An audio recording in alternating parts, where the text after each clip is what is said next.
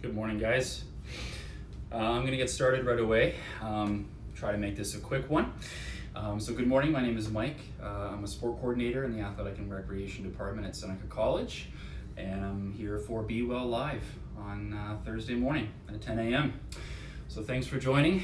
Thanks for following along all spring and summer, I guess. It's been almost 4 months, so hopefully now you've had time to get outside and try to go for some nature walks or hikes, any trails near you or up north or anything that would have some wildlife and scenery. Okay, so I'm here to give you a couple tips on how to up your performance in hiking, in more particular, specifically uphill and downhill, and how to properly train for the uneven surfaces, the slopes, the up and down terrain that you'll experience on a kind of typical hike that you'd go for.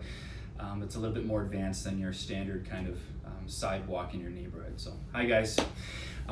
So we actually posted something, was it yesterday, I think, on our recreation accounts. And this is specifically hiking exercises. So please check out the Newnham, King, and York Seneca Recreation Instagram accounts, because we had a post yesterday on some exercises to focus on for improving hiking performance and things that would help with things you would overlook and not typically think of, like balance and flexibility, and how that would transfer to better hiking and maybe upping your level of difficulty in different hiking terrains, and even possibly get addicted to it, that you want to possibly book a trip when we're permitted to do so somewhere with great hiking.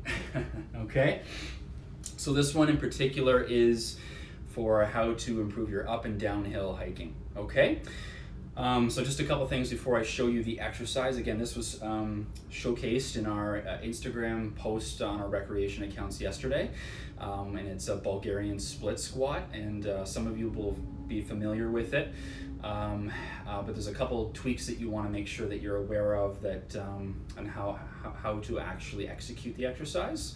So we'll get to that, but before we do, just a couple things. So when you're hiking, just a little bit of a story. My wife and I went hiking in 2015 in Switzerland. It was one of our bucket list trips, and we saved for it, and we went to Zurich, but then we actually made our way to the Southern Alps, where the Matterhorn is, and we actually did a lot of hiking in the Alps. And we did some training leading up to that, your typical kind of training that you'd think to do, stair climbers and lots of cardio and stuff like that. But we were in for a surprise, because a lot of the soreness that we got from our hiking in the Alps was going downhill.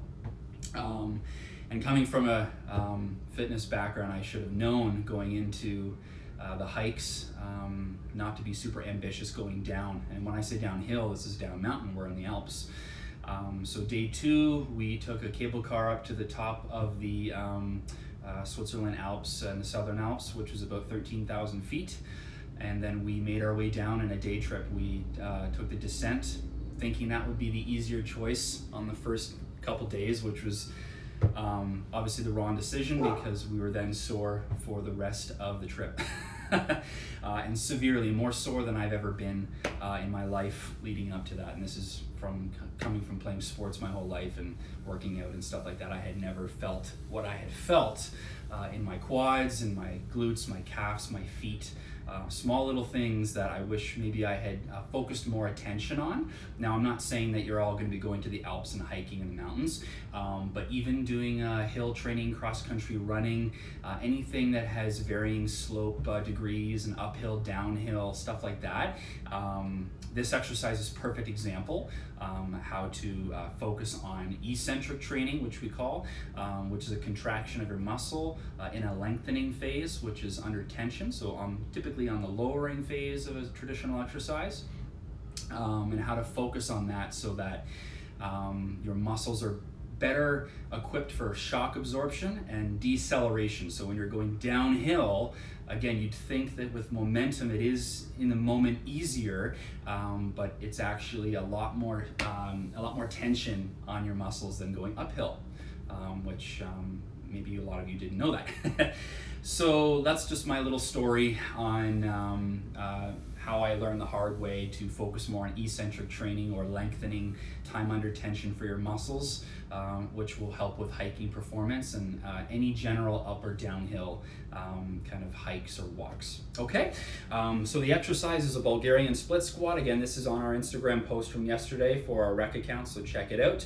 But I'm just going to kind of give you a quick demonstration in case you didn't quite get the gist of it in the Instagram post. Okay, so you're just going to need a platform. I've got a little ottoman thing here, which is usually just for decoration, but it came in handy.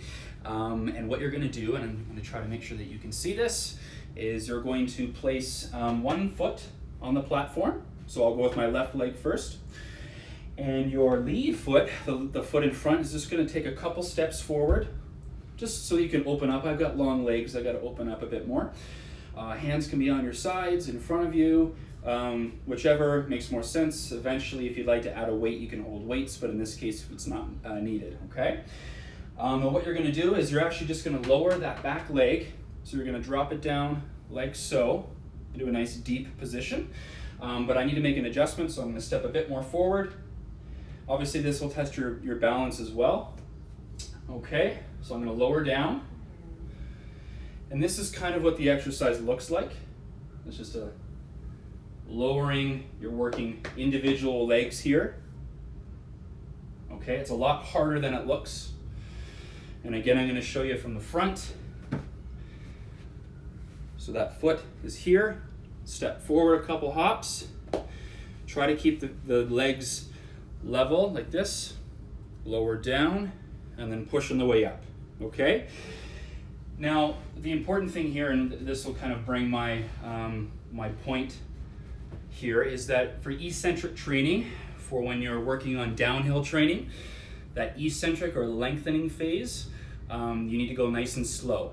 So what you're going to do is, typically you want to do a 3 count for eccentric or on the lowering phase.